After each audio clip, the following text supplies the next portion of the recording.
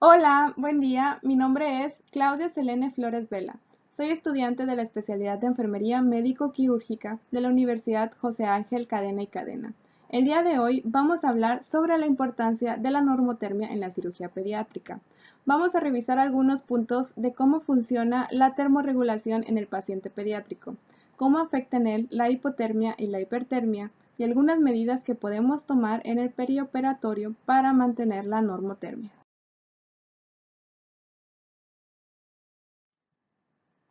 Todos los pacientes están en riesgo de sufrir cambios bruscos de la temperatura durante una operación.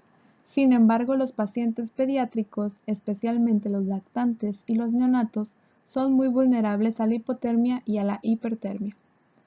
Hablando sobre termorregulación, podemos recordar algunos hechos importantes. Los mecanismos fisiológicos que normalmente regulan la temperatura en el adulto faltan o aún no están desarrollados en los lactantes. Los lactantes y los niños pequeños tienden a perder más calor que el que generan. La superficie cutánea relativamente más extensa de los lactantes y su comparativamente bajo peso corporal pueden contribuir con la rápida disminución de la temperatura central. Los niños y los lactantes tienen una circulación periférica más extensa, la cual contribuye con el enfriamiento relativamente más rápido. Los lactantes no tienen un aislamiento adecuado para mantener la temperatura central en un ambiente frío. Comparados con los adultos, los infantes y los lactantes presentan un amplio rango en la variación de la temperatura.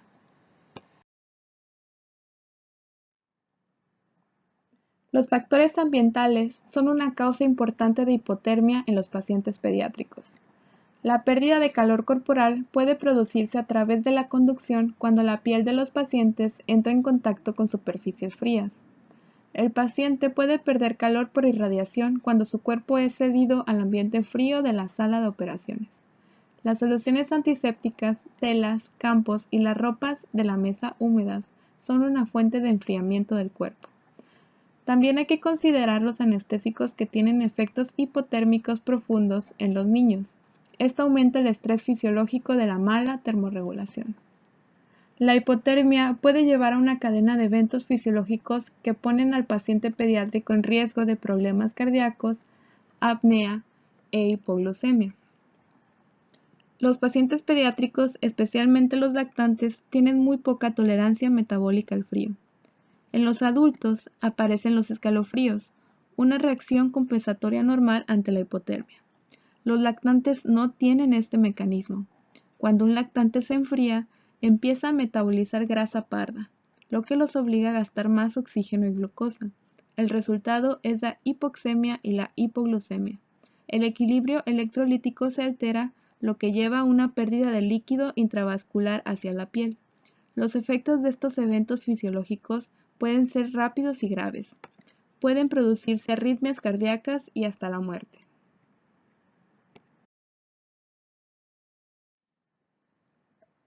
La hipertermia ambiental es un riesgo menor en los pacientes pediátricos, pero puede aparecer una elevación de la temperatura central con el mal uso de los dispositivos de calentamiento.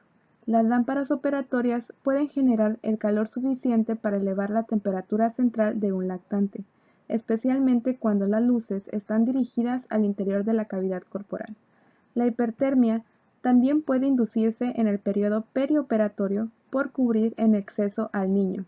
Los campos impermeables atrapan el calor y pueden contribuir con el aumento de la temperatura central.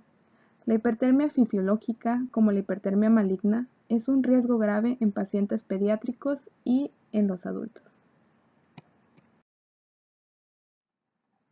Los pasos para mantener la temperatura corporal en los pacientes pediátricos se implementan durante todo el perioperatorio. Si los pacientes comienzan a temblar, puede resultar difícil restablecer el calor y pueden requerirse métodos de recalentamiento.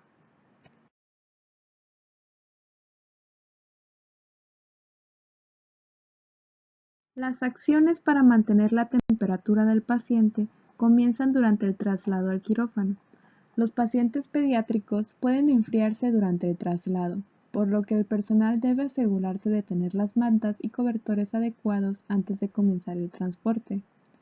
Los neonatos pueden llegar a quirófano en una unidad o cuna con el ambiente controlado y equipada con dispositivos de monitorización.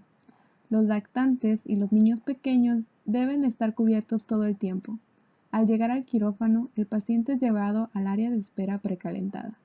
El periodo de precalentamiento puede iniciarse en el área de espera del quirófano.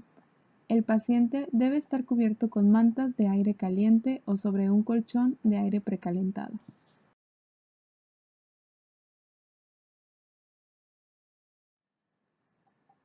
Durante la cirugía se usan varios métodos para mantener la temperatura central. La sala de operaciones debe estar precalentada antes de que llegue el paciente. El anestesista y el cirujano se deben poner de acuerdo sobre la temperatura correcta para la preparación. Una manta de aire caliente debe permanecer en uso durante el procedimiento. Debe haber a la mano colchones calefaccionados para las partes superior e inferior. Puede usarse un colchón de agua bajo el paciente durante la operación. Puede usarse agua fría o caliente para tratar la hipertermia y evitar la hipotermia. Los colchones de agua se pueden programar para mantener una temperatura constante y tienen alarmas para el caso de que el flujo se ocluya. Durante la preparación preoperatoria y cada vez que se precise, se usan lámparas o paneles de calefacción. En general, en quirófano se usan en neonatos y lactantes. El paciente debe estar monitorizado constantemente en busca de quemaduras. La deshidratación es un riesgo cuando se usan frontoluces. Para mantener la temperatura correcta de las soluciones de irrigación durante las operaciones, se usa un calentador de soluciones. Las soluciones intravenosas también deben precalentarse antes de su administración. Las gasas quirúrgicas deben humedecerse con solución salina tibia antes de usarse. La monitorización biofísica pediátrica usa muchas técnicas similares a la de los adultos. Sondas esofágicas y rectales evalúan la temperatura central precisa del paciente. Para procedimientos cortos pueden usarse dispositivos de medición externos, como pueden ser sondas auxiliares.